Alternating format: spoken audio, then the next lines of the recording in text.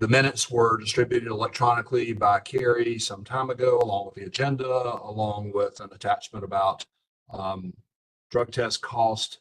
Any questions about the minutes or any corrections that anyone needs to offer?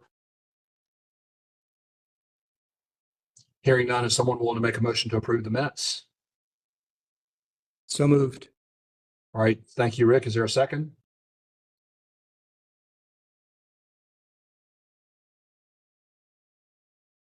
Second. All right, we got a second. All right, all in favor, unmute and say aye. Aye. Aye. Aye. Aye. Any opposed, say no. All right, the ayes have it. The minutes are approved. Thank you again, Carrie, for both taking the minutes and sharing them with everyone. Let's move to Melissa Jackson. Welcome, Melissa. We're glad to have you today to talk to us about enterprise justice. I think I'll share with the group that while I haven't received any formal training on enterprise justice, I've been in several meetings with Chief District Court judges where it has absolutely been a topic of conversation, and we've had presentations about enterprise justice, panel discussions with chiefs who have implemented it. So, Melissa, we're really glad to have you here today to talk to us a little bit about enterprise justice. Okay, awesome. Well, thank you so much for inviting me. And I am just excited to be here. And I already can't believe that we're almost halfway through, not exactly halfway through the state, 100 counties, but close. So just thanks for allowing me to come. And I just wanted to provide a status update of everything and where we are. So I believe the last time that the last committee meeting that you all had, we were in the midst of track 4 counties, and those were the District 11, 16, 17, 18, and 24, which include the Warren, Durham, Alamance, Orange, Guilford, Franklin, Chatham, Vance, Granville, and Person counties.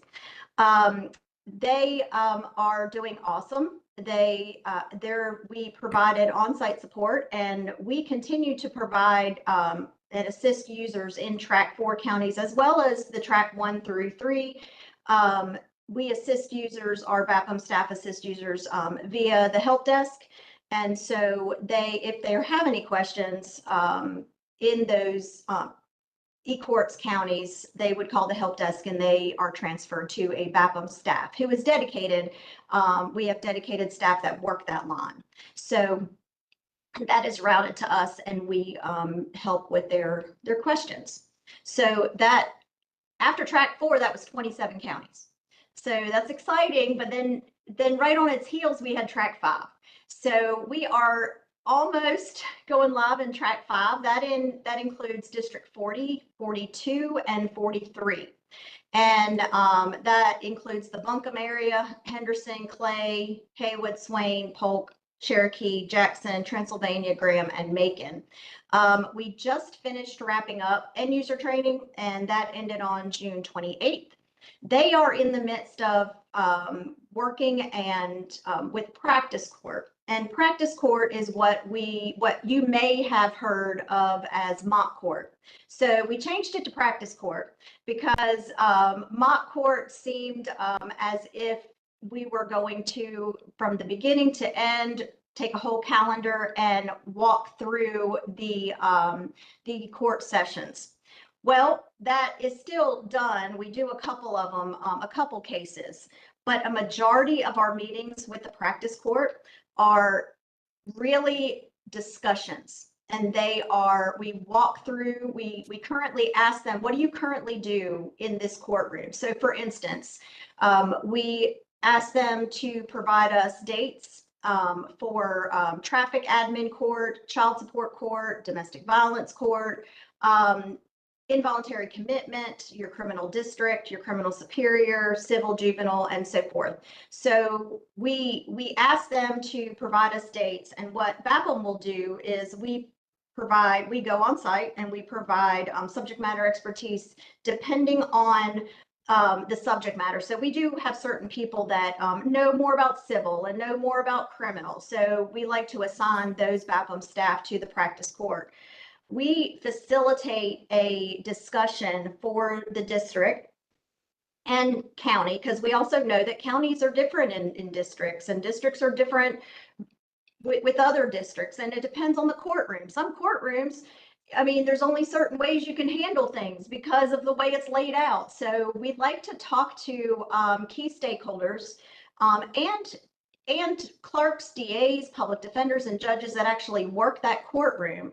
And we talk about how do you currently handle court? When do you do your affidavits? When do you do your calendar calls?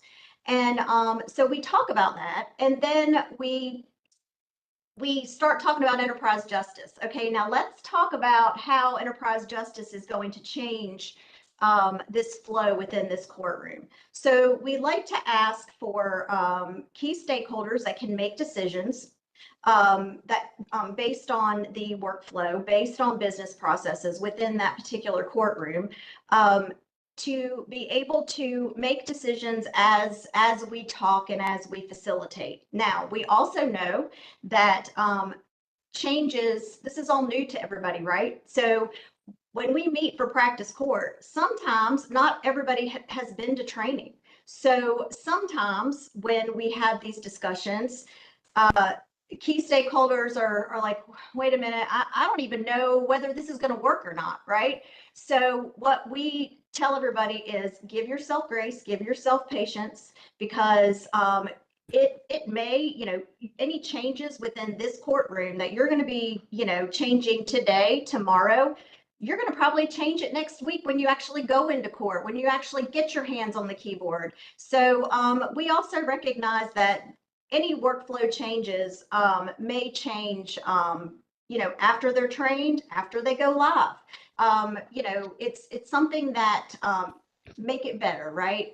If there's any changes that need to be made, and in some instances, there are not any changes that need to be made. A lot of it is, working with our task queues now. We have task queues instead of filing it in the clerk's box, or the clerk's desk.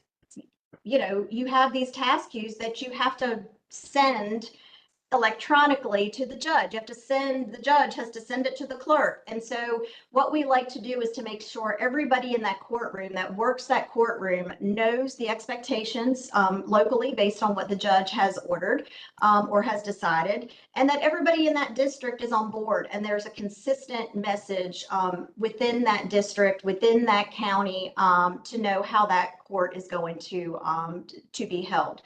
And a lot of it is just little tweaks on how things flow. So that is what we do with practice court. So track 5 is right now in the middle of practice court.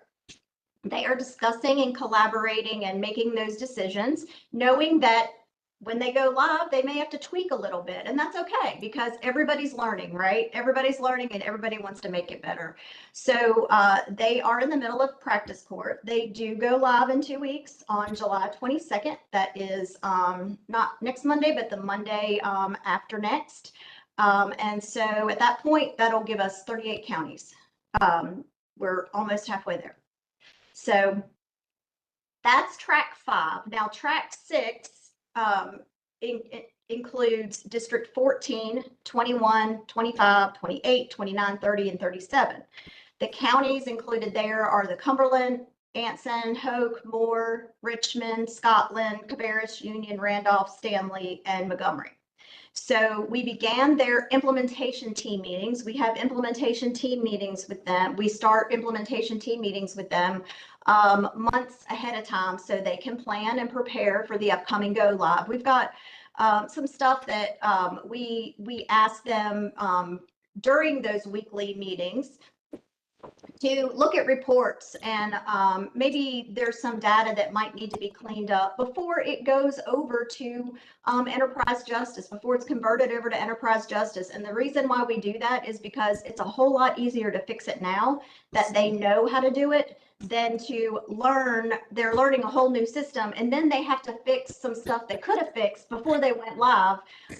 So we send them reports, and we talk about those reports. We give them presentations in these implementation team meetings, like what is file insert versus portal. That has been a huge kind of I don't, what do you call it? It's confusing, right? Because we talk about file and serve, then we talk about eCorps, then we talk about ICMS, enterprise justice. Well, what's the difference? So we do talk about all those different applications and how they feed into each other. This is also the time that we discuss rights and roles and who has, we ask them, who are your civil clerks, who are your criminal clerks. And so we talk about that and we ask them to send us certain information so that they're prepared for day one of Go Live. We do start training with them on August 26th. That is 5 weeks of training. Counties, they are currently registering right now, but I pretty much, the last time I looked at the registration, I'm pretty sure they're probably almost done registering because we told them that the Great Wolf Lodge is in the mix here. So we told them the first people to register, the first people that are going to get, seats at Great Wolf Lodge. So I think a lot of them have already registered, and a lot of that too, we really recommend and stress to, go ahead and plan. So those trainings are being held at the Doubletree in Fayetteville. We have in Randleman, at Randolph County Emergency Services Training Center, we have some classes there. Some of the courthouses, Randolph County Courthouse, Union County Courthouse, and Cabarrus County. And we also have the Cabarrus County Law Enforcement Sheriff's Department, the county building that we're also training in. So that is, they will start that training August 26th. And then we just have new portal training dates out there. So for anybody that is interested in learning about portal, anybody can go and register for these classes. It's not just dedicated to track 6 for the portal trainings. So attorneys, anybody that needs inquiry on how to look things up in portal, it's out there. So we are encouraging now the track 6 counties to start pumping this up to their external users so they know how to inquire, what's replacing that public access terminal that they're used to. Then they're actively working right now, the track 6 counties, with planning for their practice court. We don't have dates or anything like that set up. So because they're working on dates and locations now, and they will go live on October 14th. So track 6 counties will go live October 14th. And we are just in the middle, not middle, we're just at the very, very beginning of track 7. We are looking at kickoff meeting dates for track 7. So that's still a little further out, although it'll be right here around the corner.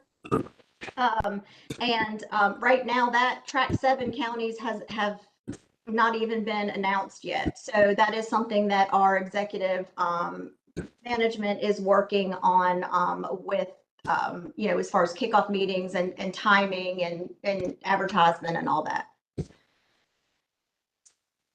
Anything questions as far as the status on the tracks right now?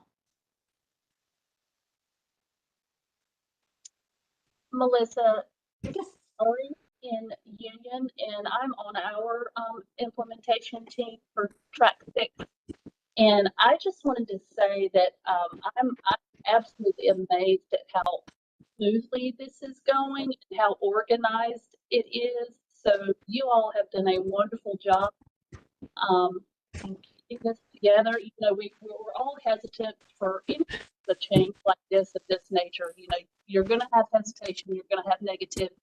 But so far, it has just been fantastic, and I just wanted to let you know that, and to thank you all for getting this together, because it truly is amazing to see it unfold.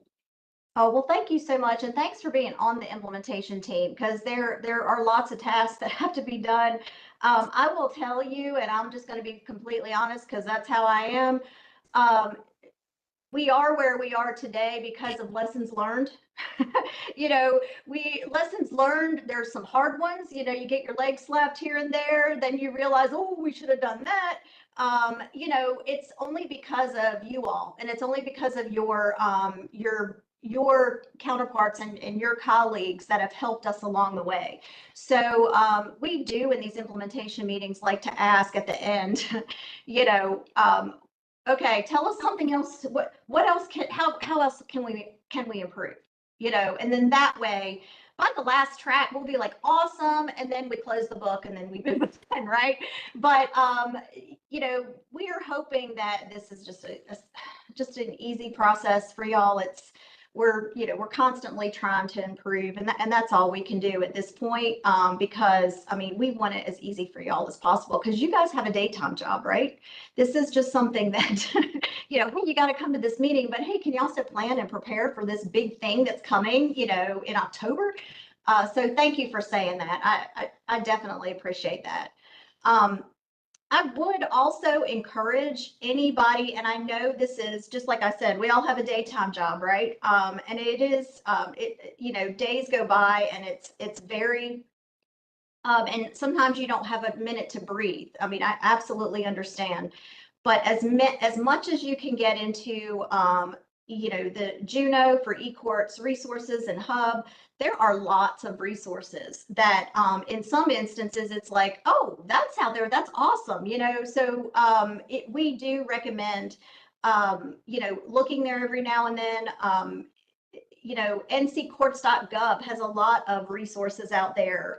So, and if the nccourts.gov is for the external users that don't have access to Juno, your attorneys, probation, and that has all their, you know, frequently asked questions. It has videos, tutorials, file and serve, you know, portal, guide and file. What we are working on now for improvement, which is not available right this moment, but what we recognized is that there are so many resources out there that, you know, if you were to say, okay, Melissa, this is great, there's all this out here, but where do I start? Because I don't want you to start looking at how to redact a document when I want you to know what is eCourts, right?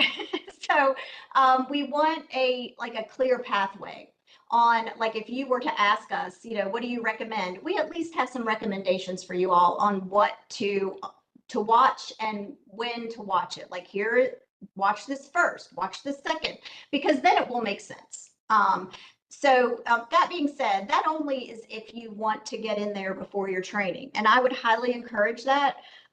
There is a lot out there, but I also know it is overwhelming. And so we are working right now on looking at recommendations on, if somebody were to go to Juno and look at the eCourts, where do they start? You know, if they're a civil clerk, what do we recommend? If they're judicial support staff, what do we recommend? What about a judge?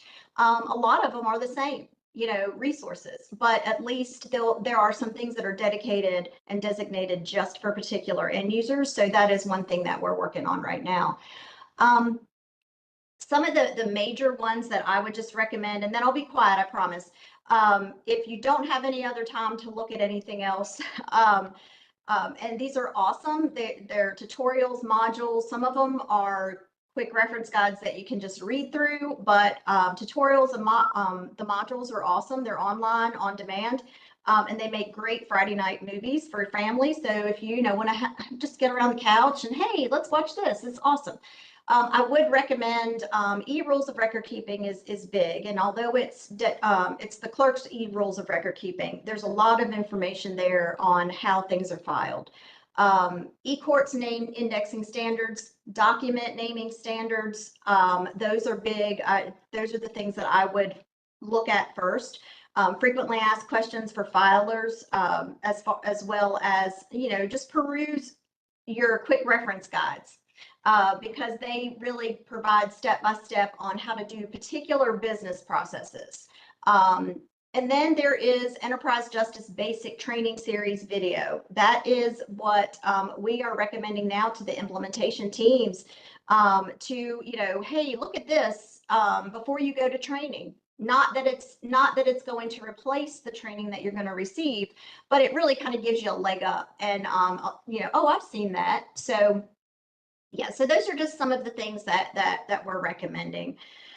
But other than that, what else? Any questions? Anything you Or Well, like, we try to help the mediators get ready by just putting them in touch with other mediators, Mhm. Encouraging them to know who's on their implementation team, and encouraging them, to learn from what other people have hit up against, particularly permissions for the absolutely. calendar, because Uh, that's kind of a big one for the mediators. Mhm. There's no way to just, section out what they need, so that permission grants them this huge access. Yes, ma'am. Yes, ma'am. And some of those, we do have calendar, things out there that can definitely be beneficial. And all of those are on Juno, a lot of them, but there are also stuff on nccourts.gov. So, yeah, I would just encourage, even if you have 5 minutes here, 2 minutes here, to go in and just see what's out there, because there is so much that is out there that it does get overwhelming. And we are working on trying to help users with that, to say, here, this is where, start here. This would be helpful, just so they don't get confused. Yeah.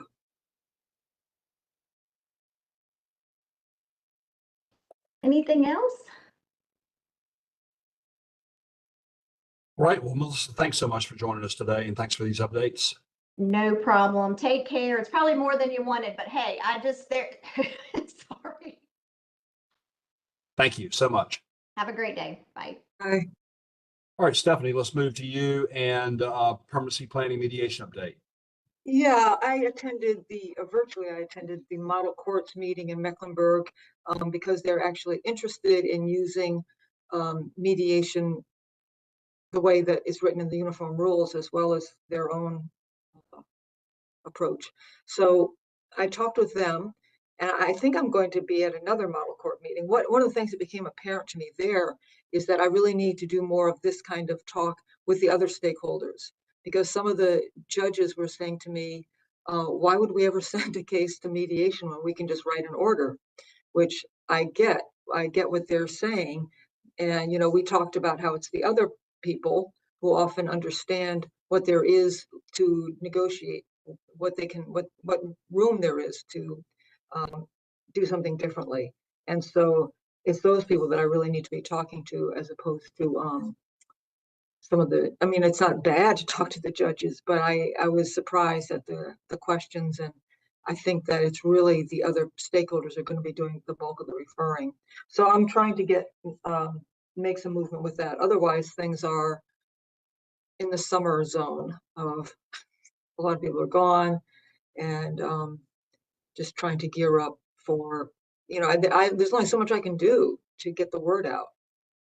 So that's where I'm at. Steph, did you mention the webpage? I don't know if we mentioned that. Yeah, there's a web page now for it. I updated the permanency planning mediation page that we had before, and kind of rebooted it along with the uniform rules. And I sent that out to everybody when the uniform rules were approved and we had the new web page. Then I blasted that out to people who have the ability to get it to more of the stakeholders. So I know firsthand from talking to those people that they're all very happy about this, but it hasn't really moved forward yet. Again, I think it's early days. Lori, you had a question? Yeah, I was just going to say, I was at the model courts meeting as well. I was also in Mecklenburg quite a bit over the last couple of months doing a family court assessment. And so it sounded like a lot of their changes happen by group consensus, and that can take a while. And so it did sound like they had referred the permanency mediation to their local rules committee, which is currently updating their local rules. So hopefully they'll be able to tie it in. And they did mention that right now they reserve one day every month, I think it is, for each geo district. So that's 4 court days a month, just to hear cases that probably could be sent through this mediation, permanency mediation. So maybe they'll be more inclined to do so. We also included that in our recommendations for the assessment, that they look to doing that. Yeah. Another thing that, I just wanted to clarify that the thing that they were excited about was getting cases that pretty much had a motion to review, and they had not been assigned professionals and attorneys and all of that. They wanted to take 2 days worth of cases off of their plate and send those to mediation. But I clarified later with Darwin, those cases could have already gone to custody mediation because the statute was changed for that very purpose. But we want judges to select carefully which ones would be appropriate and you have some potential for success. They were telling us in that meeting that these are kind of nightmare cases that they could then send to permanency mediation. And so once I understood what they were saying, and I got back in touch with Darwin and told him that no, when they come to permanency mediation, they definitely have to have their attorneys involved. If they go to custody mediation, it can be before that process. And again, we're hoping that they're selecting them carefully and filling out that form. So maybe that'll triage at least some cases to the right places, because that was something that was that we noticed. It seemed like there was, resources that are out there, but maybe not utilized as well as they could be. So Yeah. that's good. Also, I've been working with the juvenile new coordinators in Wake County and had a chance to talk to Judge Parker there and mentioned the program to her and forwarded it on after she sounded interested. So I think it'll just be, we can blast it to everybody, but until I think it can link into what's going to help, for their particular cases, it might not be something they take as close a look at. So I'm happy to send it again to our, judges or people, but I think, there'll be some opportunity as it takes hold in certain places for the word to spread, I hope. Yeah, I'd like to go to Wake County and talk with those people. Maybe next time you go, we can talk about that. So they can put a face with the program and, because Wake County did used to use it more. And then once we have some cases, I can do more training. So thank you. All right, thanks, Stephanie. Let's move to the drug testing costs. This is a revisiting issue. We've off and on talked about it over a period of years. We talked about it at our last meeting. And so I just wanted to bring it back to the group to discuss once again whether drug testing costs are something we're interested in having our mediators be able to address as part of a parenting agreement. And thank you, Carrie, for including the attachment about experience in a couple of different districts about drug testing. So I'm interested in comments from members, particularly mediator members.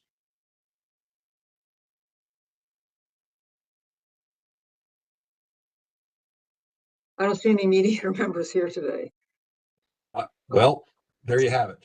but We got Carrie Rick. Carrie and I are both mediators. Yeah. I can share something. Is not drug testing, but another request from an attorney came in recently about wanting to include some costs that all the parties agreed on.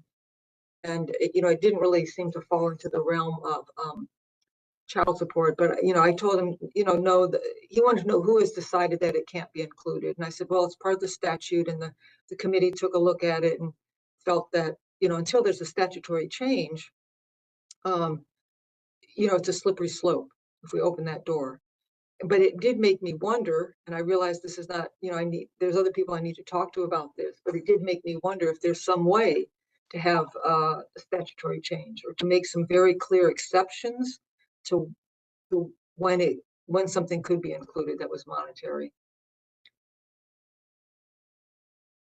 So I think, Stephanie, in terms of that specific thought, Office of General Counsel is probably the place to start on that. Right. And they can take a look at it. And then, if there's some interest, at our leadership level of doing something like that, then our legislative liaison team can work that along with Office of General Counsel. So that's probably a great place to start. That certainly makes it cleaner, because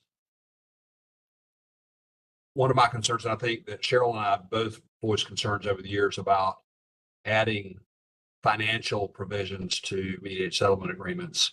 It is a terribly slippery slope. And if we say, okay, let's do drug screens. Well, then what is it next time? And then what is it next time? And then all of a sudden we've built in adjustments to child support potentially, when the child support case goes to court. So I just remain concerned about it, but I remain open to hearing from the group. Others have thoughts. I think looking at legislative fix is probably the best way to go. Yeah, it seems like if there was some very clear something in the statute, it'd be different. Rick? Yeah, thank you, Judge. I just want to say I agree with you. And Stephanie, that slippery slope is really steep and really slippery. And, your example is on point, Judge Corpening. And I was also thinking one of the first things that I've heard discussed in the past is like, who pays for travel when we're going to meet at a place to exchange the children. And so I think it's a great idea, and I approve of the notion. But I think the idea of going through legislature is probably the best course, seeing if the statute can be amended. Thanks, Rick. And Stephanie, I'm willing to come and meet with you with Office of General Counsel if you'd like, and with others to talk about it, because not specifically drug testing, but these financial issues have been a topic of conversation as long as I can remember. Right. Right. Okay, thank you. I'll get in touch with them and see what we can get set up, but I think it's worth having a conversation just since it keeps coming to our door. And then if Office of General Counsel says, you know what, we're not going to do that, well, then we can say, nope, sorry, we can't help you. Right.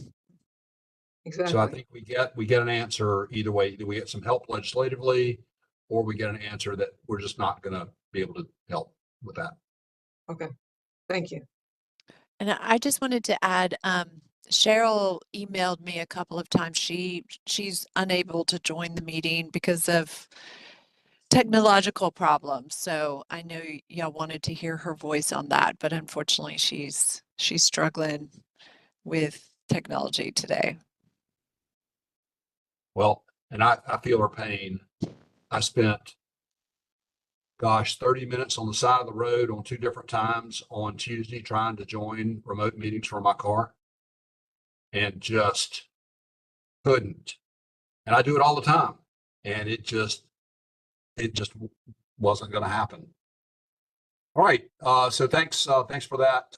Stephanie, it's a great idea. So just let me know how I can help you with that. Okay. Sure. Let's move to your program update, Stephanie. Okay, so there's not really much of an update on the DV screening. It just remains where it's at. It's doing really well in Durham. I'm going to turn the next 2 pieces over to Carrie. Okay, so the self-directed verification expansion, we have a self-directed orientation. I'm going to show you next up, I guess, is last year about 10,000 people took care of their orientation obligation that way. It's a link that's sent to parties and they can watch it whenever they want. It provides all the orientation information needed.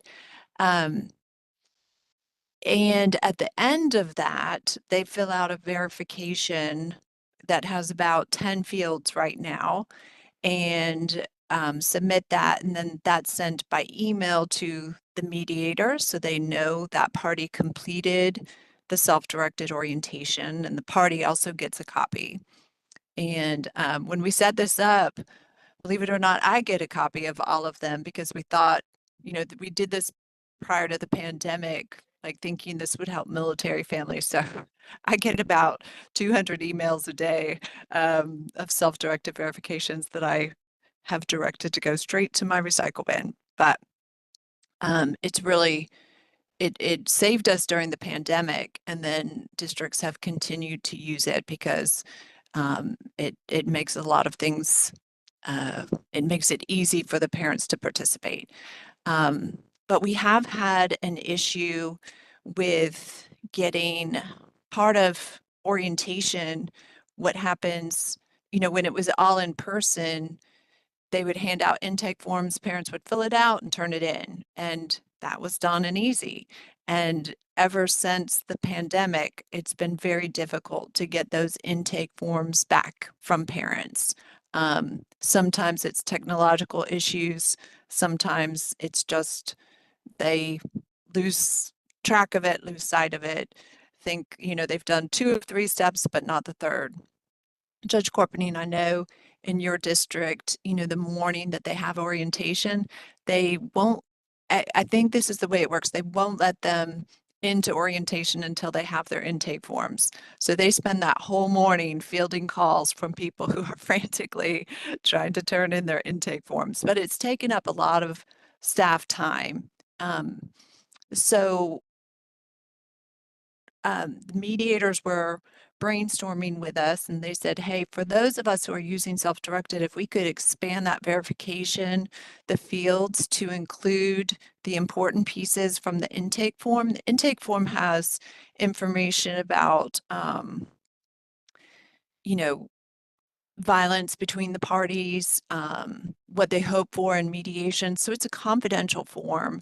It's never been filed with the clerk's office or anything like that, but it is very important for the mediator to have in their hand before holding a session with the parties. So they're aware of the dynamics. And so we came up with, we moved it from about 10 fields to a proposed maybe like 30 fields that we felt would eliminate the need for an intake form, a separate intake form. So we took this to general counsel and they approved it. And it has been with TSD, Technology Services Division, with a privacy officer, because there is a lot of personal information in there. So we needed their thumbs up as well. And they think we should be able to proceed with this. And that will be a huge time saver for the districts that do use self-directed if they don't have to worry about sending intake forms out and getting those returned.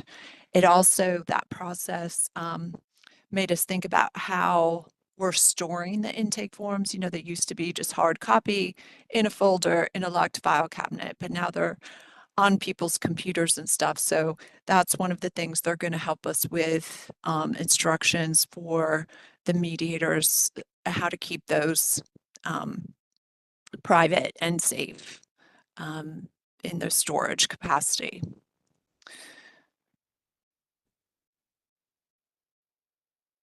Okay, and I guess I'm next up with the work plan summaries. So I just have a couple of graphics.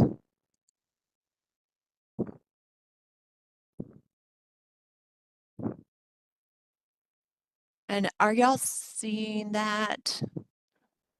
I can't see you guys Yes. now, so okay, Yes. thank you. Okay. So we have the orientation. Usually we do a survey of the field like once or twice a year to find out how they're delivering the services. And we see the orange, the self-directed, is used in 22 of the districts. And so last year, like I said, over 10,000 people watched the self-directed video and filled out that verification form. So that could eliminate, the need for 10,000 intake forms as well, or actually 20, because we need an intake form from both parties. Zoom Live is used by the majority of larger districts. It's definitely easier to do a live Zoom with a lot of people if you have one other person who can help you deliver that information. So we have 11 districts doing that, and then 7 districts are doing in person. And we ask the mediators, tell us about the majority of the way that you're delivering these services. So in person, they might use self-directed for some of their out-of-state clients or something, but this is how they're delivering the majority of their orientation classes. And next up is sessions. So again, the majority of sessions that are being held, 25 districts hold the majority online on Zoom, and 15 are holding the majority of their sessions in person. And then we also ask, okay, when one person says, yeah, I know we're supposed to do this on Zoom, but I want to do it in person, what's the default for that? And, that the default should be worked through locally by the chief district court judge, letting them know, yep, when the parties want different things, um, you're either going to default to Zoom or default to in person, and it's an even split between those two. And then we have 12 districts who say, hey, we use a combination of things, like the default is in person unless one person's out of state, or the default is in person unless there's domestic violence, different things like that. So they've really they've gotten a lot of clarity around what to do when parties want different things. And that might be the shortest PowerPoint of all time. Thanks, Carrie. Mhm. Thanks. We'll come up with some award. I mean, we got a Telly Award. We can come up with some award for, shortest PowerPoint in history. I'll try for one slide next time. Questions for Carrie? All right, Stephanie, is it back to you for fall training? Yeah, we're planning our fall training. Going to use an off-site location in Raleigh because of the bathroom renovation on that side of the building. And we're bringing in Bernie Mayer, who is a trainer who's a national trainer, pretty well known in the field, and want to tap him one time before he probably retires. So that's it. So Stephanie, have you thought about perhaps including in that training a short panel discussion with mediators in Go Live districts for enterprise justice to talk about their experiences? Yeah, we can see if there's going to be time. So we try to alternate between like a trainer and then an in-service one where there's lots of panels like that. But I've also thought that we could do something even before the training so that we could do something online specifically about enterprise justice. So as I mentioned, when Melissa was online with us, we've had several panel discussions among chief district court judges over the last year that have been incredibly helpful and even just in tamping down the fear about, the unknown and this new thing that's coming. It's been really helpful. So if there's time, then that might be a great idea.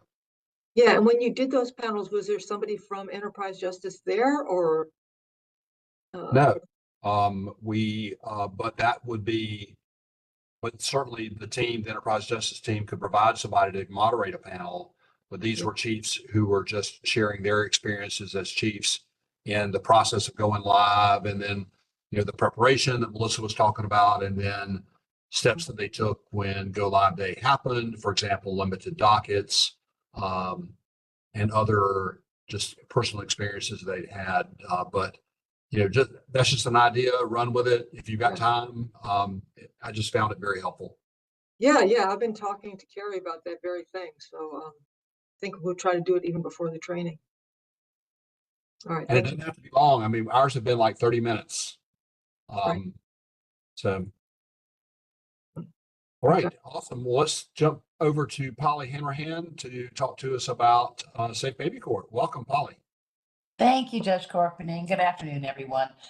Safe Babies Court is moving along at a very quick speed. Right now, we have completed all of the documents we needed to create, like the scripts for the community coordinators, referral documents, all of that. So those have been finished up.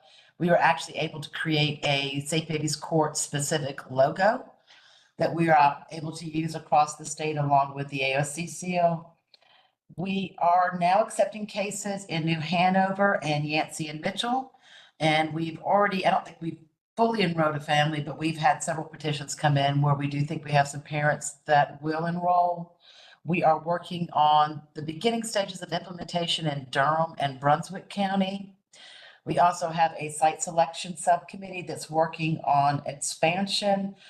We had one site very early before we actually started implementing was Mecklenburg that identified that they wanted to be a site, but prior to we even started, but we had the grant money for it, they fell off. So we had some extra money that we could add on an additional site at year 3. So we're looking at some districts in the western part of the state. So it's 36, 41, and 42 are the ones we're exploring right now, and hope to have a decision of where we'll expand by the end, 1st of August, I'm hoping, so we can hire that community coordinator to come on in September. And that is pretty much the biggest steps. We have our state advisory committee up next Friday, and that's everything, unless you want to throw something in there, Judge Corpening, because I know y'all been busy in New Hanover. We've been busy and the times are exciting. We're rolling and looking forward to starting our sessions. This is exciting work. And thanks, Polly, for the presentation that you and Kristen did on Monday afternoon for the Pennsylvania delegation. Oh, you're very welcome. That was great.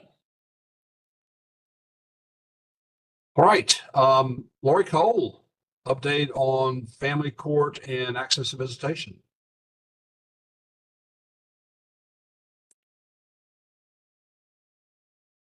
Okay, hey everybody. So our newest family court districts are in Rowan, Cabarrus, and Onslow. They have been working on finding office space, step 1. They're also tackling their backlog and convening some local advisory committees to help them to update their local rules. Each of those districts, there are 3 of them, received just 1 family court coordinator position, and their hiring is complete, so they're all fully staffed. And those staff folks are helping to incorporate their, all of our family court case management principles, especially judicial assignment, time certain scheduling, and continuous calendaring in their local areas there. Let's see, this spring, we sent out a family court case management survey to leadership in all of our 41 districts to determine the current practices statewide. 31 of them reported that one judge, one family case assignment is in place for domestic court. And there were several others that are working towards implementing that practice soon. 32 districts assigned judges for juvenile abuse, neglect, dependency case types, and 32 districts have separate domestic and general civil calendars. That's a recommendation from our best practices. 29 of our courts, our districts operate with court-driven scheduling, or say they operate with court-driven scheduling for hearing dates.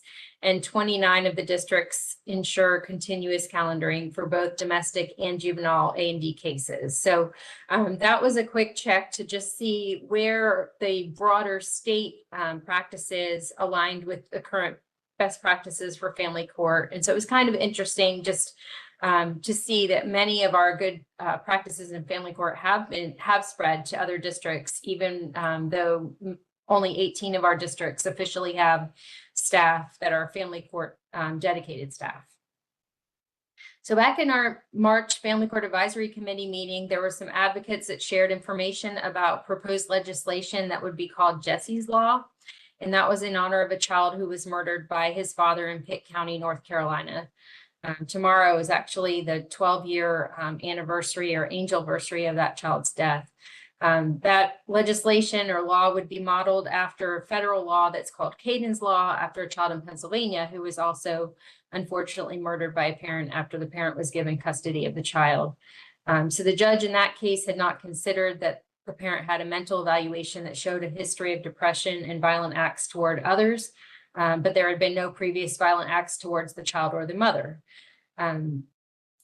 So there's a lot of kind of components to this proposed legislation, and the FCAC members at the June meeting discussed how a lot of our North Carolina present requirements have some safeguards in place, but they're interested in looking further at the draft legislation and seeing how especially the training components might be useful for our North Carolina court partners, judges, and also other people that work with families. And so we're getting more information from the advocates. There's somebody in DC who had joined the call, and so we're interested in seeing where that goes. I bring it up here because I know there's the domestic violence screening that y'all have going on. I think this is sort of, we've already done a lot of things like that domestic violence screening in North Carolina to try and protect families and children in different situations. The other kind of angle with this new law is talking more about a topic that Judge Ashley Parker raised and spoke of at the last family court conference, which is the kind of the coercive effects of between parents. I'm probably saying that wrong, but the different psychological abuses that can happen beyond what might have historically been recognized as domestic violence. And so I think that there was a lot of that present, especially in the case with Jesse, from what I understand from the folks that shared during the meeting. So that's just something to kind of FYI. Judge Keever, Beth Keever, the retired judge from Cumberland, and Damaka and I, together, the three of us conducted a family court assessment in Mecklenburg County. It was requested by their chief district court judge, and we were able to go and be on site for a couple of days in both May and June. During our visit, we talked with one of the domestic judges who pointed out there seemed to her to be an increase in custody hearings that they were receiving as judges. And so Carrie and Stephanie helped us explore and look at mediation data over the past 10 years. And we were all kind of interested to find that the percentage of the parenting agreement reached had indeed dropped, and actually by more than half from 10 years ago in Mecklenburg. It went from 43% to 17% parenting agreements. And that was with a state average declining at a much slower rate from just 37 to 30%. So, you know, we don't really have an answer for why that is happening or did happen in Mecklenburg. We were looking at, you know, what has been some practice changes. It wasn't staffing. There was lots of things we ruled out. We know that a lot of places have moved towards, just like Carrie showed us in the slides, towards using, you know, more online practices. But even that didn't seem to account for the change that we're seeing in Mecklenburg. So we're hoping that perhaps we'll be able to do some more research using enterprise justice, because all the, you know, the information is going to be in there. It'll be a lot easier than pulling files, because they had done some research, I think it was around 10 years ago as well, to look and see how cases came through that process. So that's sort of an interesting just trend that we want to figure out and see what may be at play there in Mecklenburg. So any questions about that before I kind of hop over to access and visitation? So Damaka is our point person in court programs for access and visitation now. I think I've mentioned before that as of October of last year, the number of positions for our staff in access and visitation has gone down to 5 statewide. All of them are 40-hour full-time employees. We are really glad that Mecklenburg was able to hire their person. Her name is Sheena Harris, and she's really kind of hit the ground running and just doing a great job. She's stationed in Mecklenburg Self-Serve Center. It's located on the ground floor of their courthouse, and she reports providing services to about 20 clients every single day. Their self-serve center provides a custody clinic once a month, and that is a clinic where it provides unrepresented litigants an opportunity to meet with a local attorney for assistance with custody actions. And Sheena's there too, to be able to sort of help facilitate that and provide information and resources that they have locally. There's also a local attorney who comes into the self-serve center 3 times a week to provide unbundled legal services. Our A&B coordinators, as we mentioned before, do facilitate a parent education training, and that's in conjunction with their local mediation orientation and their mediators. And in March, during that survey, several of our family court and our non-family court districts actually reported that they're using that 37-minute self-directed AOC parent education resource that kind of grew from the A&B program, and that Stephanie helped do the updated video for back in 2018 that kind of ties seamlessly with your orientation video. So I think I've also said we have a verification form similar to what Carrie was mentioning that y'all have for custody mediation. And we actually built ours so that the verification had the fields that would double as an intake form for our coordinators, because that had been an issue for a long time for them as well. We did, at the kind of prompting of Judge Cabe, come up with a generic poster or flyer that has a QR code. And so that's been, we're kind of just sharing that with folks. And if I can kind of pop it up here, I think if my computer cooperates, maybe, I don't know. So can y'all see that, the flyer? Yes. Okay, so it's, we worked with our communications team. It does have a QR code, like Judge Cabe suggested, has a little bit of a definition of what it is and what they'll get. And they can also visit the website if they want to, with just a simple, instruction to do that prior to the custody mediation session. So some of our districts had been handing out just slips of paper with typewritten instructions. And so they were really glad to get this as a nice colored glossy thing to hand to parents along with their booklets at custody mediation orientation.